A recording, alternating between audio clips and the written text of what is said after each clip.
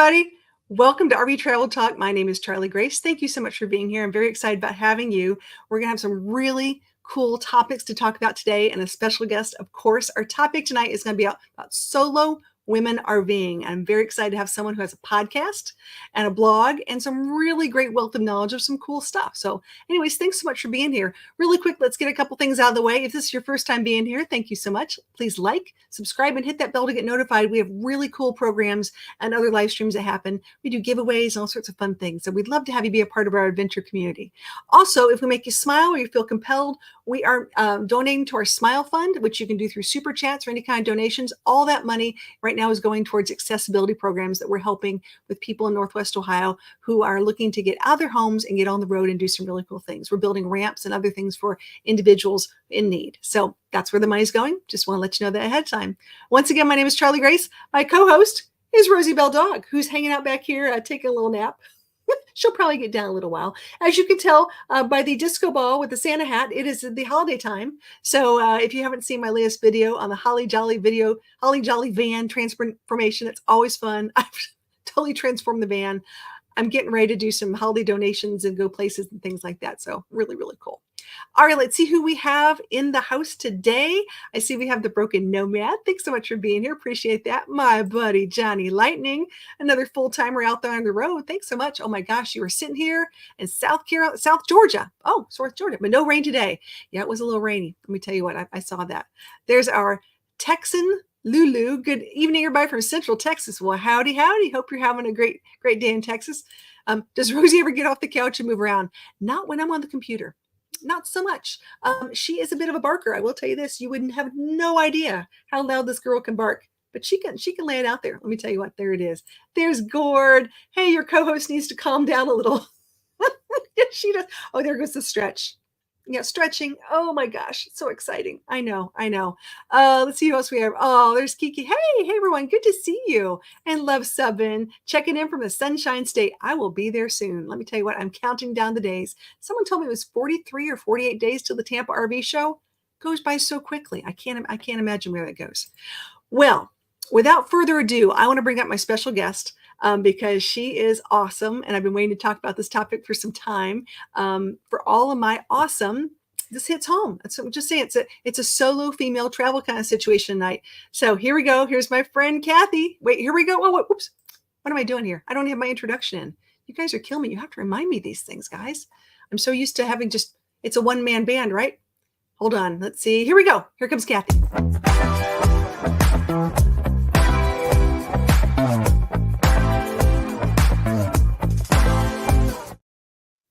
Hey, Kathy, how are you? You didn't tell me there was disco. All right. Was a little dancing here. Yeah. So this is my friend Kathy from Solo Women RV. Yes. How cool is that? I mean, I think the name is sort of self-explanatory. I sort of like that idea. Going for that SEO. Absolutely. So much fun. How did you come up with this and when did you start?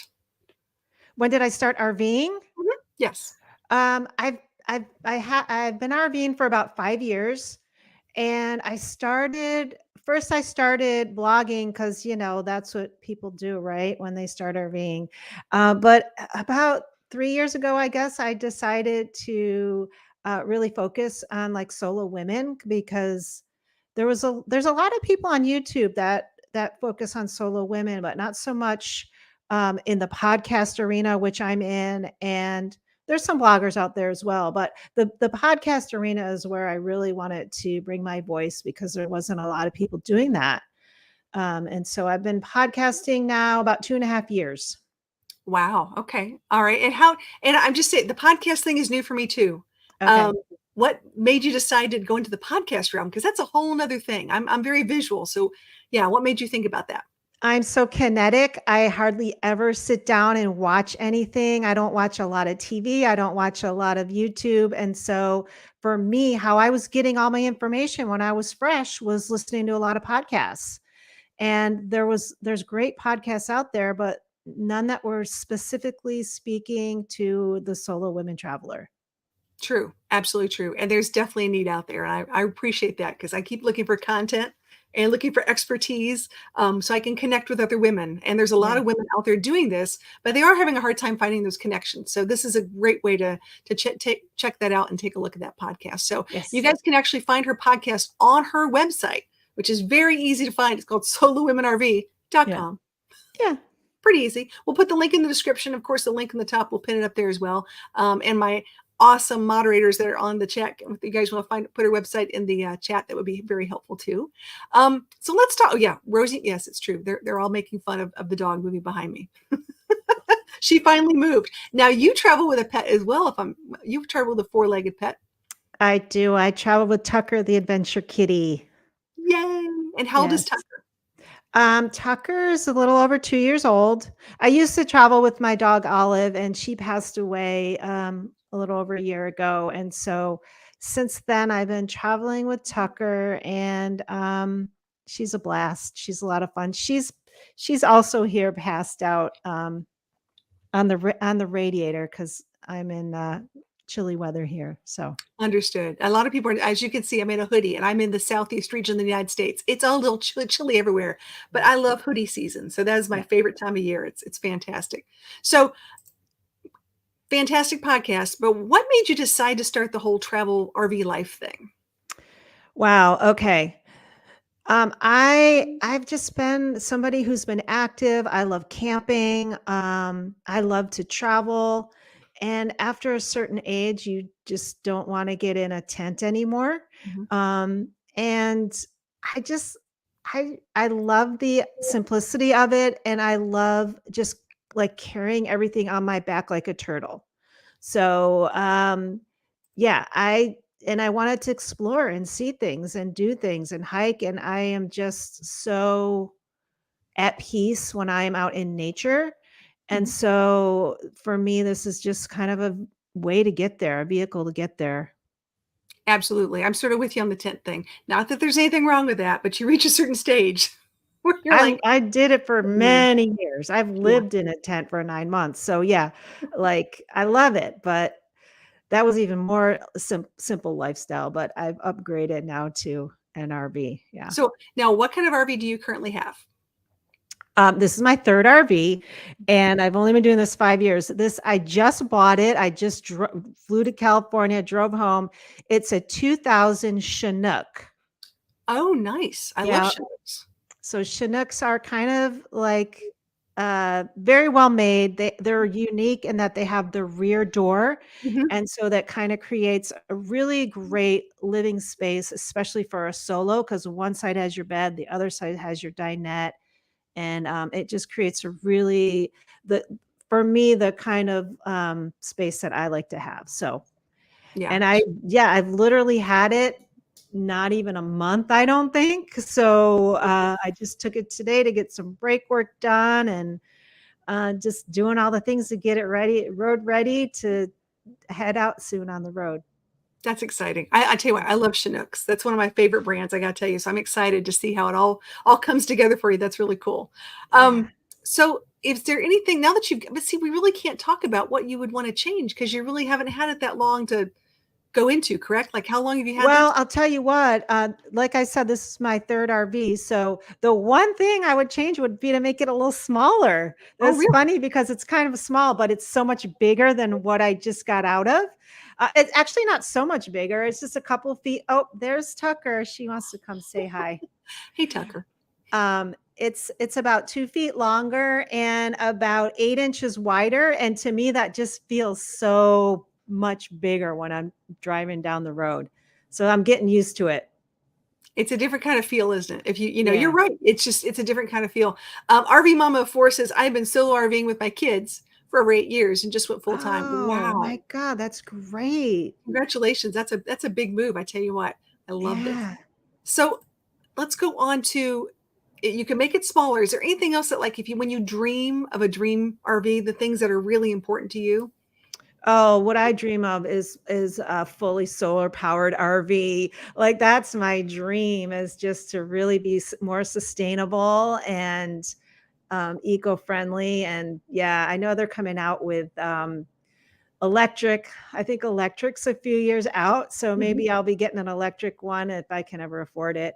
Um, or there's some students in, I think it was Norway or Sweden, I can't remember, made a prototype of a fully solar RV that was completely powered by solar. All the components were powered by solar. That, to me, that is exciting. So That's just kind of more technology that's more eco-friendly, basically. Absolutely. We've been talking about emissions and other things, generators versus lithium batteries. We talk about the pros and cons of these things. And Winnebago, I know, has a fully electric camper van right now, but it's not for sale. People have said, we will buy it as is. And their thought is, well, we need to have it have a little more distance. It can only drive so far without, being charged up Yeah. and that sort of thing. So it's coming. It's definitely coming. But I wonder what it's going to look like. I'm excited. I'm really excited. Yeah. I just heard a podcast earlier this week. There's a new prototype out and it has a 250-mile range, which is, I think, about double what the Winnebago has. So they're getting there. Oh yeah. Here we're talking size again. The RV Mama 4 says I drive a 45-foot fifth wheel. I can say that 3 times fast. Yeah. And it's so much more stressful than the 35. Oh, I can only imagine. Oh my God. And yeah, and I'm complaining about a 22-foot. Mhm. See, I know. Now I've had 3 RVs in my RV career as well. I always say it's sort of like the Goldilocks story. You had this one, you had this one, then you finally found one that actually fit, your lifestyle and what you're doing. But I sometimes think that it depends on, you know, where you are in life. Like RV Mama has like a really big because she has Yeah. children and things like that. It's just me and a dog, so it's a little different. I don't have to have. I had a 30-foot Class C at one time, thinking I Oh, needed everything, and I did have everything, but I hated the way it drove. yeah. For me, what was really important to me was I go a lot of places and I drive a lot of places. And if it doesn't handle well, like you said, or it feels too big, that's what's important to me is I want to be able to feel comfortable and driving it. And then when I get there, I'm already in a good mood. Yep. Yeah. Makes a difference. Okay, Broken Nomad says he has a 22-foot van. That's right. Okay. There you go. Um, lots of things going on with. If you guys have a rig, let me know the rig that you have and how big it is. I'm really curious because there are people who have everything from pop-ups and whatnot that are watching. If you want to put that in the comments, if you're watching this on a replay, we'd love to see what kind of RV you guys have and some of your things. Oh, here we go. Travel Trailing says, "Yep, we are downsizing when the kids stop coming, but what we have is perfect for right now." Exactly right. Yep. Good point. Good point. Well, here's another great question. Here we go. What are some items as you're traveling that you could not live without? Hmm. Well, first thing that comes to mind is my kitty, my pet. Mm. Um, but let's see. I'm not a real materialistic person. Probably my laptop because in some way to get on the internet because I'm a writer and I just need to be able to do that for my work. Um, but yeah, I do like to cook, so my cast iron pans and whatever, good local food is available to purchase and cook. I do like to cook more than eating out when I'm traveling. Um, yeah, but not, there's nothing that I think like I couldn't live without. I'm pretty happy. I'm pretty content with the minimal stuff. I would say we're going to talk about something because I want to bring up this topic because I know there's a lot of people on. If you guys have any questions in the chat, just type question or question mark and then put it in there and we'll try to get those questions up here. But I want to discuss the pros and cons of solo RV life because this is a big topic. And I'm going to take a little tangent on what you just said about cooking. I Mhm. think sometimes it's hard to cook for one.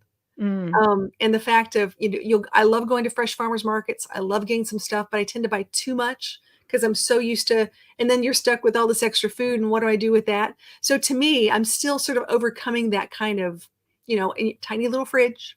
Yeah. Everything has to be small. So I can't go to Costco. No. I love cooking and just eating off it for 2, 3 days. So that's what I like to do. This new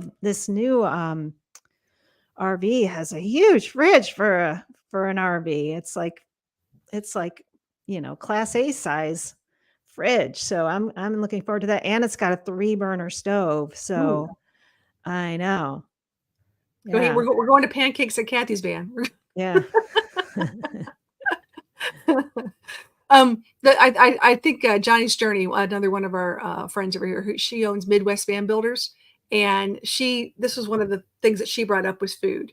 Um, Mm, she loves to eat local. She loves to do things, but she always feels like, I go to the grocery store too, and I have to admit, I look at all these bags and go, where am I going to put this stuff?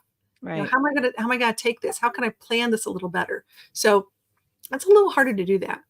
Um, what are some of the pros that you think of for solo RV life? Well, one of the biggest pros I think is just like being able to do what you want, go on your own, go at your own pace, stop when you want. You don't have to really consult with anybody. I also think sometimes as a solo, it can be easier to meet people. I'm pretty outgoing, gregarious. I'm sort of like a half between an introvert and an extrovert. And I think when you're solo, sometimes it does make it easier to just meet people, than if you were with a couple, if you were with a partner or something. Maybe if you have kids, it's easier to meet people that way too. But that's definitely one of the pros. Um, what else? I don't know. I Those are was going to those are say, some of the pros. I'm talking about meeting people. I think that's sort of interesting because I'll go to campgrounds. I will see a lot of couples. I'll see a lot of retired people. And when I'm in campgrounds, let me be more specific. Mm, However, I am seeing a resurgence. I know there was a big thing during COVID, but a lot of resurgence of, and I don't want to use the word digital nomads, but they're not always nomads. I'll call digital part timers. yeah. People that are out there working on the road like I do, who have to have internet, who work certain hours or have to get projects done. So I'm finding more really cool people who are working on the road, and that's really neat. So for me to Yeah. network with those people in person, when you work by yourself, everyone's like, "Oh, I'm going to go home. I've had a long day." I'm like, "No, I want to go out. Right. I'm done. I Exactly. want to see Yeah. people. Yeah. I'm ready for peopling." Yes. So one of the things that I do to sustain my lifestyle is I work as a campground host. I don't know if you know that. So I've been working. I volunteered for the Oregon State Parks, and now I actually have a job working as a campground host last summer, and I'll be returning this summer. So that's a great way to make community, meet people as well, and also just really great as a solo because it's you've got a built-in kind of community there. That's really cool. Yeah. That's a really good tip. I like this. We do have a Mhm. question here from the Broken Nomad says, as a solo female, what things, if any, did you fear in the beginning that you now don't even think about? What were you worried about? Yeah, the biggest thing I was worried about when I headed out was breakdowns and getting stuck Oh, somewhere and being alone and having to deal with that on my own, right?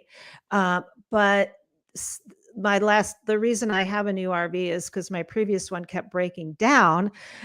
So I've gotten more comfortable. I mean, it's never fun. It's can be scary and whatnot, but I've had to deal with that. And I don't know. I'm maybe a little bit woo woo in the way that I just feel like every time something like that has happened, I've broken down. It's been an like the universe has had my back is basically how I go to look at it. One of the times I broke down, I was literally like 6 miles from home. Another time I was in Yellowstone, which ooh, I got to spend an extra free night in Yellowstone parked in the back of the mechanics shop. So, I've been pretty fortunate even breaking down, and so I just know that, I have resources. I think one of the benefits I think of solo travel is it does teach you to rely on yourself, and it builds up confidence in yourself, and so that areas beyond what you're dealing with, then it takes you beyond that. You can handle other unforeseen things. very, very well said. I think that the confidence level is a big thing. This is an interesting point. As we're talking about this personally for security, I don't believe it's safely prudent to advertise as a solo female RV traveler. Have you ever felt that way, or you've heard of people who put like extra shoes outside their door or carry two bikes instead of one? Have you ever had that kind of feeling? I'm just curious, was that a man who made that comment? It was. Yeah. No, you know what? I think as women, we learn to trust our intuition. Mhm. We know, like I've had creepy feelings where I've gotten up and left a place. I don't think it's unsafe to I think it's important that people see that women are out there and we can do this solo, and that I don't feel like I'm inviting anything, um, to negative towards me by advertising that. And as a matter of fact, I mean, most of us who are out there traveling, like, so like I can't even think of right now an incident where, I really, maybe one or two where I felt scared, Mhm. being out there. And one of those was at a Harvest Host, I have to say. So, a relatively safe place. Um, so yeah, I don't prescribe to letting fear of things like that keep me from pursuing my passions and my dreams. I do know some people who put the extra boots out and all those things they tell you to do. You know what? I lock my doors and I feel, I've got my, I'm not going to say what thing Right. there that will, if I need it, is there. And I'm good. Yeah, I can handle it. That's like, I I I think do you I don't you do don't also I do have to say, I do like to boondock, but I don't like to boondock by myself where there's no cell coverage. yeah, I can understand that. Yeah. Absolutely. I like to say that question really should go for both sexes, and I need to say that because that's really something I hear a lot of. "Aren't you afraid? You're a female out in the middle of nowhere. Aren't you terrified?" I'm like, "I think they should be scared of me." I'm like, I have enough things to Yeah. protect myself, my dog, and Yeah. my whatever it is it might be, and there are strategies and things that we learn over the years, and the best one is exactly what you said, which is trust your gut. If Yeah. you don't feel safe, if you don't feel comfortable, move. Yeah. Go. Do something that you feel will help you in that situation. Don't always just dismiss it. Just listen to your inner intuition and go from there.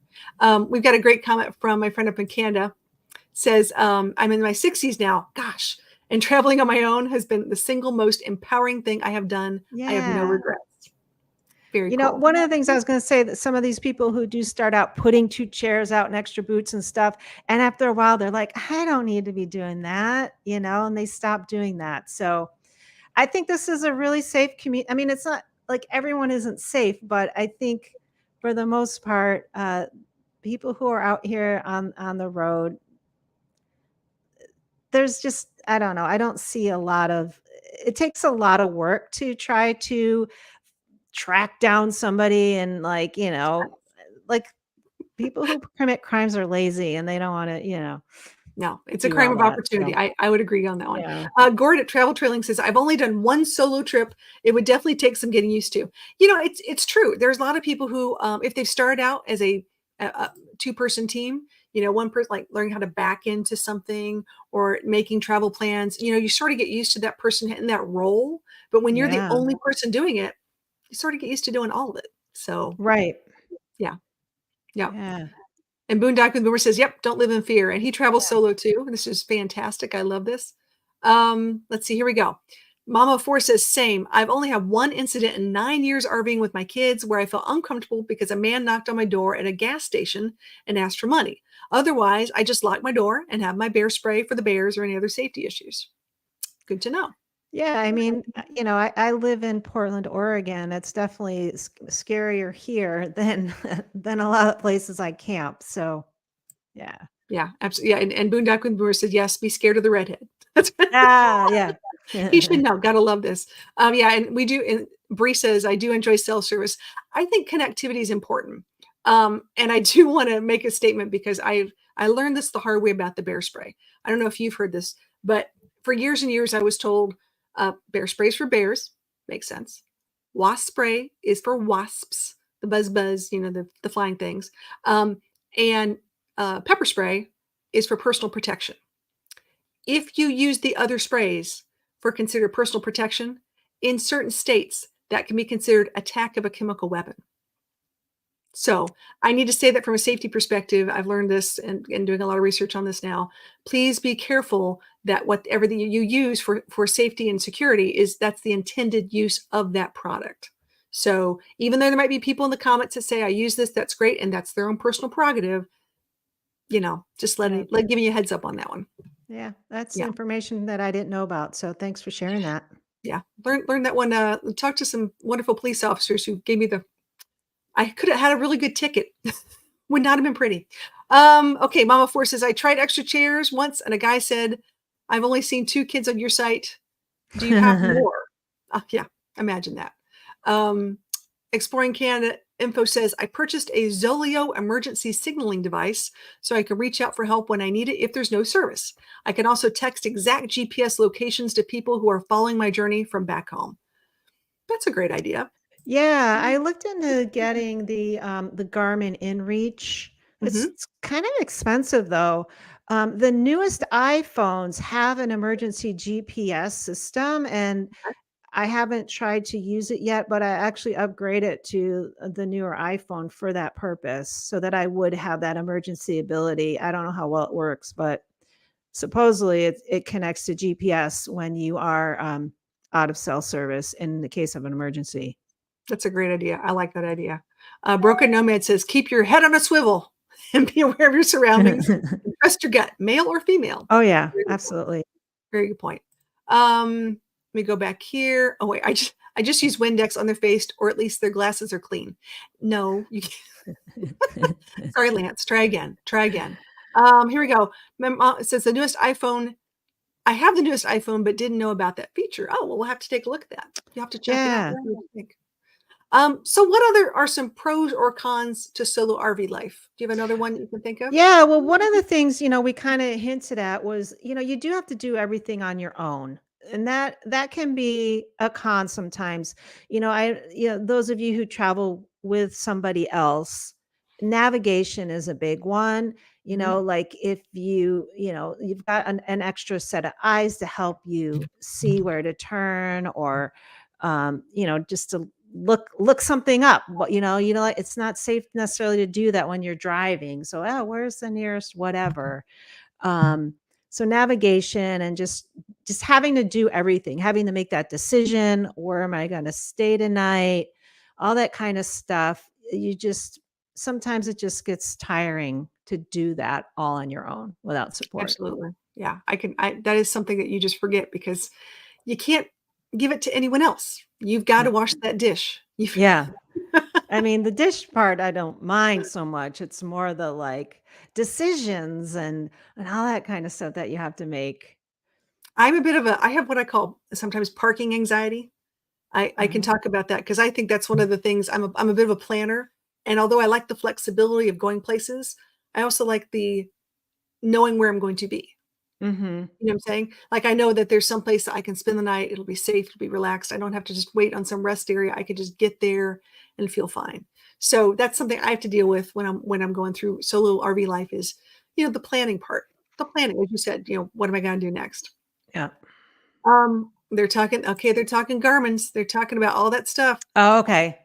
and all SIN devices, they all use the same Iridium satellite network, only PBLs. Okay, the Broken Nomad is a wilderness, safety guy, so I Okay. All right. only the PBLs use the SARSAT. I'm going to mess this word up. I'm not going to say it. Satellite network, but that's good to know. Thank you for letting us know that.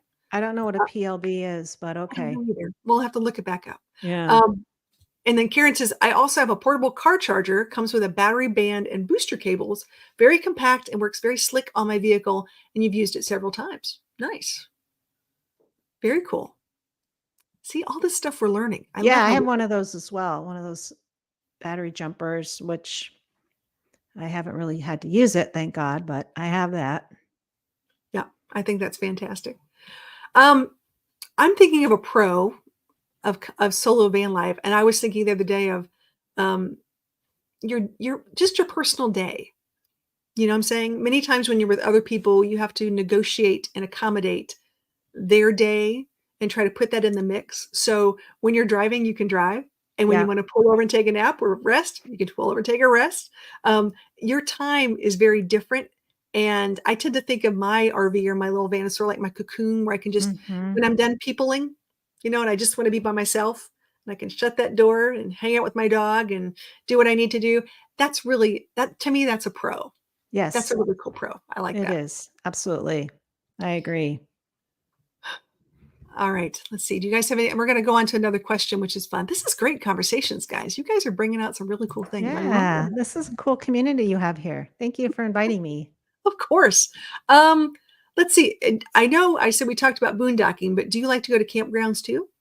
Well, yeah. So like I said, I'm a campground host, and so I do enjoy campgrounds. I like being around people sometimes. My favorite campground is probably where I just went. I took my new RV on its maiden voyage to Fort Stevens State Park in Ooh, on the Oregon coast. It's where the Columbia River and the Pacific Ocean meet. And it's such an amazing campground. There's so much diversity within it. There's the river, there's the ocean, there's a small lake there that you can kayak on. I just went clamming there, so you can do stuff like that. So that's one of my favorites in Oregon. The favorite place I think that I've been, and this is going to be so cliche, but Yellowstone National Park. When I like, it was never really on my bucket list, but I was nearby and I'm like, well, let's go. And I like loved it so much. I actually want to try to return there at some point to try to do a campground hosting gig, because it just like, I like literally would just burst into tears sometimes at just the aw. sheer beauty of the place. So, yeah. Anyway, so those are two. There, I mean, there's many. I can't, yeah, there's a That's lot a of big one. places. The That's a big place one. where I work is pretty spectacular as well, up on So Mount Hood. Yeah.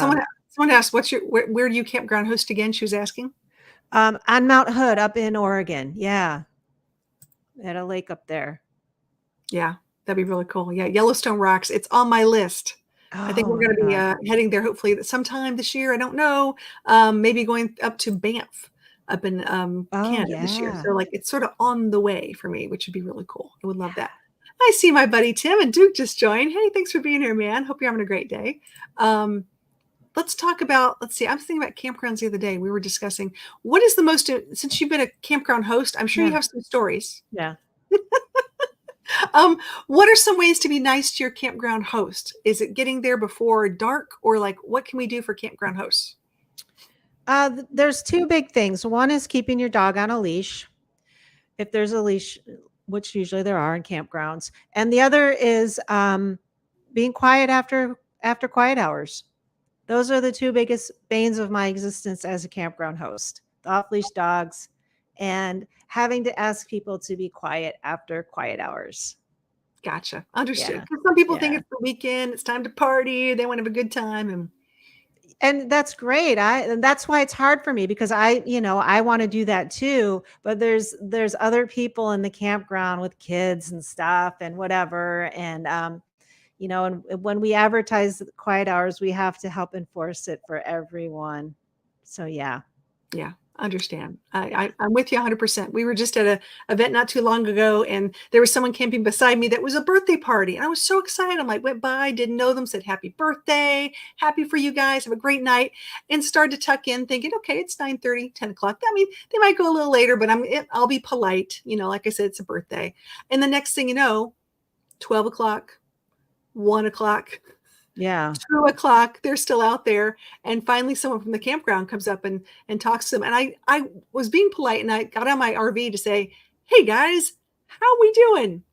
Is there anything I can do to help you? Like, oh no, we're fine. I said, well, it is Saturday now. It's not Friday anymore. One of those things. So yeah, 2 a.m. I know, 2 a.m. I was a nice person, but I was getting a little cranky a little bit. That I love this. Um, ex- eh, Karen says several provincial parks in Canada have off-leash parks. I was really surprised by that. I would be surprised too. I'm not a fan of off-leash campgrounds. There's a lot of things that happen that it's just really hard to deal with. I mean, I know Karen breeds dogs. She and I are big dog fans. Mm, And I just went to a campground where it was a $500 fine if you had your dog, if you did not have your dog on a 6 foot leash or below. So if wow. it was bigger or retractable or tied to a tree, Oh wow. they just got really tired of people not paying attention. I guess they'd had some issues. So they were fining them $500 right there. Wow. Tickets. Okay. It I happens. can't keep my cat on a 6-foot leash. She needs longer than that. That's okay. I understand. Now, do you like an outdoor cat area where she can go out and I do. I've got the little it's like a little mesh tent that she's on, and aw, then we also walk on a leash, and then sometimes I can tie her out on a tie out, but she'll often get out of her harness, so I'm working on that one, trying to find a good harness she can't get out of. yeah. Yeah, understood. We have friends who travel and they have, I think, 2 or 3 kittens now. I'm trying to figure out how she's doing 3 kittens in a big Oh, RV, but wow. ooh, that's gotta be a lot of fun.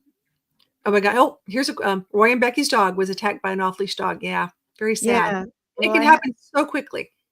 I had an off leash dog come in, like, kind of like try to get at my cat when she was in her tent. That was Oh pretty my god. scary. She was freaked out. Yeah. Yeah. Well, it's tough. Well, you know what? I think it's time. We haven't done this in a little while, but because this is such a cool topic, and I want to do something fun that was cool with you here.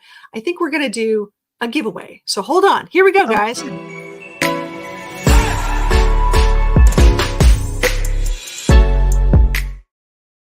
Okay, we are going to do a giveaway of some Charlie Grace swag that I will mail to you if you win, which is way cool. And yes, I do mail to Canada. I've been known to mail to Canada. That's not a problem.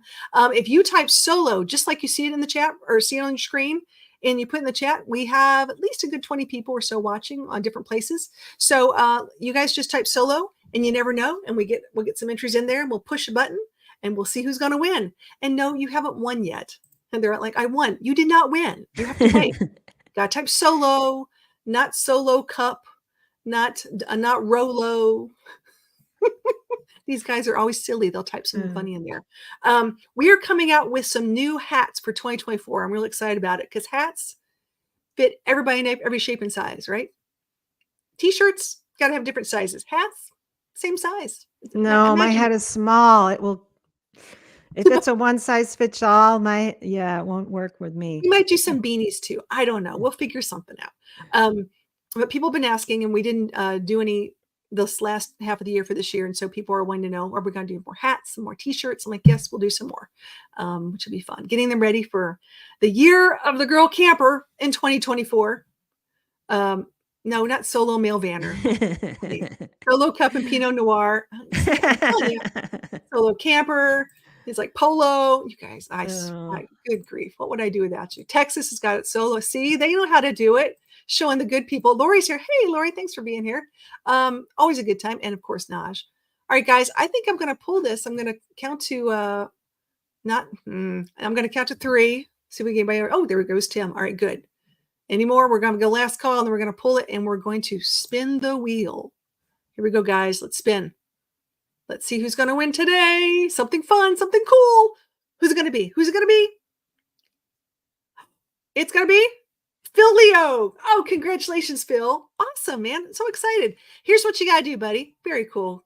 Congratulations on winning. All you have to do is you can email me at charliegraceadventures@gmail.com, and preferably do it really soon and say, I won. And then I'll contact you. Do me a favor. I need a mailing address and a t-shirt size. That's pretty much all I need. And then I'll let you know what's in the mail and coming your way. So congratulations.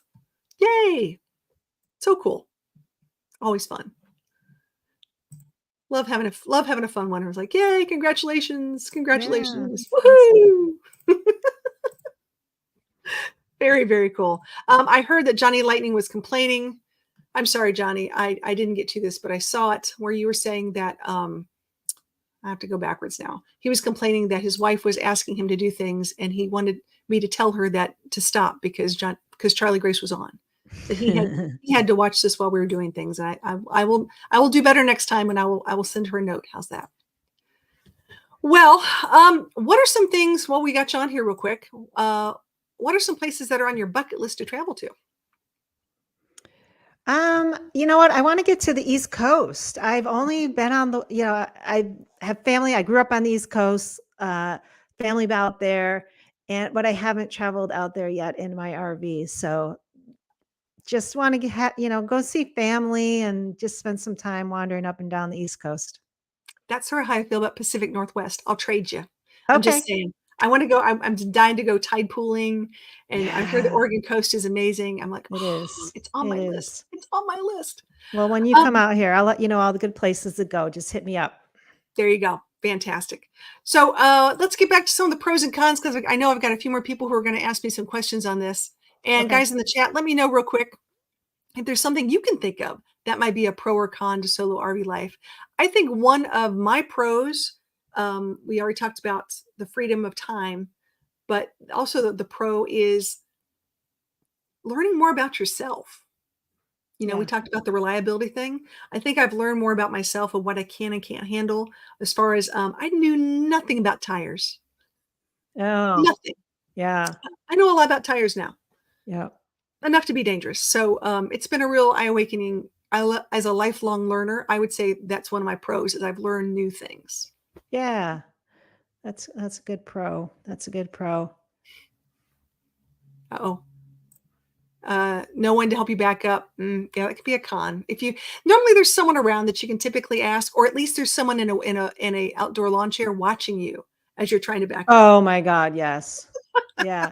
That I like I'm gonna admit that right here. I am terrible at backing up. I am just even though I don't even drive big RV, am just the worst. And yet that is like something that I don't care. I'm gonna go out there and do it anyway. I haven't hit anything yet, so fingers crossed. That's well, there you go. I I, my I dad might also I said might not R will be not be used. straightest, but whatever. Understood. Okay, we got a question. Gas is getting pricey. Does the price of gas in certain areas affect your decisions to travel there? Good question. Um, it has not as of yet. However, this new van that I've got is definitely going to be more of a gas guzzler than the one I had before. I do have the Gas Buddy app so that I can make sure that when I do need to gas up, even if I'm in an expensive area, that I can get the cheapest gas around. Good point. Good point. I would say I was doing some things up in Illinois and Wisconsin, areas like that, where it was $5 a gallon at one time. It was really, really pricey. I think a little planning will help. But are there any apps, speaking of Gas Bay, that you like to use For gas or just in general? in general and for travel? Well, like a lot of people, I use the iOverlander app a Mhm. lot for finding places to stay, and propane and all that kind of stuff. Um, I like if I'm gonna stay at a campground, I like Campendium, Mhm. and the Dirt, DYRT. Those are two good apps for campgrounds.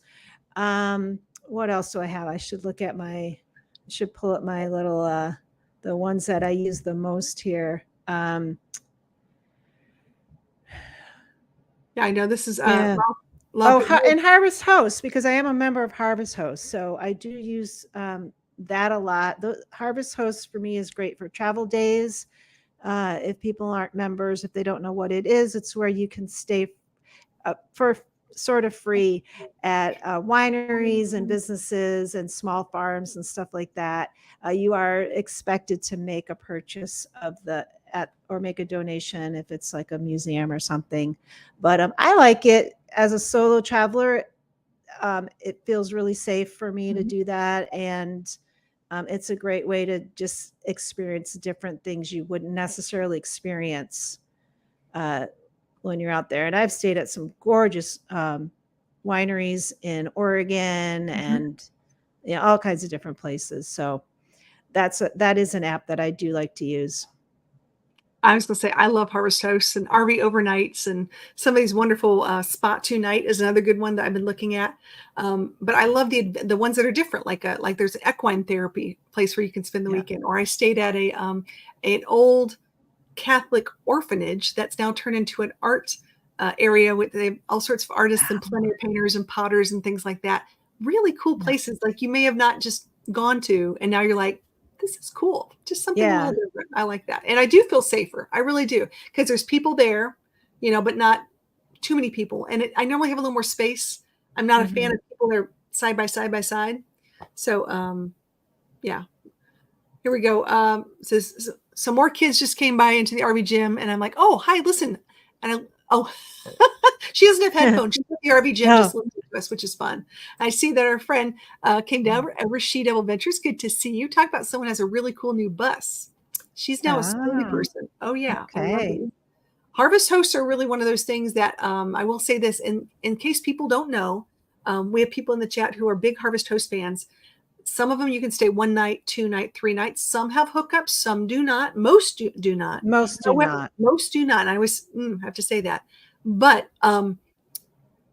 you need to understand that when you're done with your visit, it's really nice for you to review the host and say, great parking, had a wonderful time, or, maybe the trees weren't cut back as much as they should have. I hope they do better so I can get into the space. But realize that they're also reviewing you as a guest. So that's important to know, because as they accept people, to come into their property or sometimes even their home, driveway, they want to make sure that you're legit coming over there. All right, here's a question. You don't have to drink the wine, but you have to pay the host at least $20 a night. I mean, if you're going to pay $20, you might as well drink the wine. Yeah, just saying. Might as Yeah. well, or give it away. Have some fun. Yeah. Very cool. Well, okay, so we are, we are at that time. I want to know what's coming up next for you. Well, actually, I'm getting ready to hit the road in just a couple of weeks here. I'm heading down to Arizona and Quartzsite for my very first time. So I'm looking forward to hanging out with all the other nomads out there in Quartzsite. And yeah, so that's what's next for me. I'm actually caravanning down with two other solo women from a Facebook group that we're a part of for solo women RVers. If anyone wants to know about that, I can send them the information about that. But yeah, so I haven't really caravanned with people very much, not for more than a day or two at a time. So this will be my first time really caravanning. And oh yeah, the women's RTR is definitely on my list. Thank you for that tip. Yeah, lots of yeah. Bring lots of Oh. wet wipes. She'll thank me later. Okay, thanks for that tip. What other tips? It is my first time. I'd love to hear some more So tips. Quartzsite in the desert, it's not very water friendly. What water you have, it goes really fast, and it's very dusty. It's very dusty. So just be prepared for things like that. I have not gone. I just have lots of people in the chat and people who've gone before. They have a great time. And if you're caravanning, that's even going to be more fun. So then you're down with some people that you know. I like that. Yep. Awesome. Well, I'm jealous. So you'll have to take lots of pictures. Maybe next year I'll meet you out there. Okay, that sounds wonderful. It'll be so much fun. Well, thanks for coming. I want to once again thank Kathy for being here, talking about solo women RVing. It's going to be really, really cool. She's got a fantastic podcast, guys. You guys have got to check it out. Check out her website. You can see her blog and everything else going on.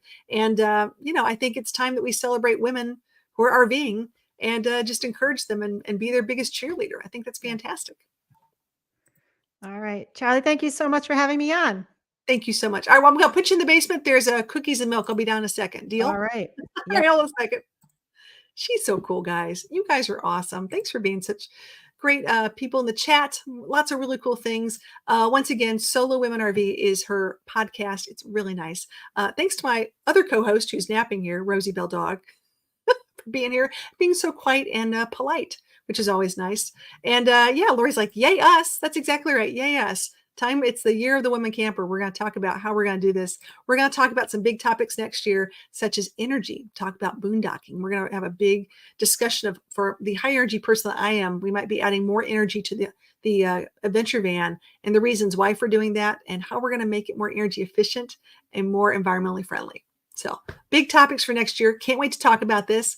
Everybody have a fantastic night. And thank you so much for being here. Tomorrow, we have a special Tuesday edition. Oh my gosh. I have two girls in a van. It's exactly what it sounds like, guys. Two girls in a van. You don't want to miss this. These are two girls that are under 21 that took off in a van and had an amazing adventure. Put it on Instagram, put it on TikTok, and with very little experience of pretty much anything, they did it. And I'm really just excited I'll let them share their story and we'll share some pictures and things like that. So if you want to hear about people who just get up and go, two girls in a van tomorrow, Tuesday night, it'll be 7 o'clock, 8 o'clock Eastern Standard Time. So everybody have a fantastic night and we will see you hopefully tomorrow. Sound like a plan? Sounds like a plan to me. Bye, guys.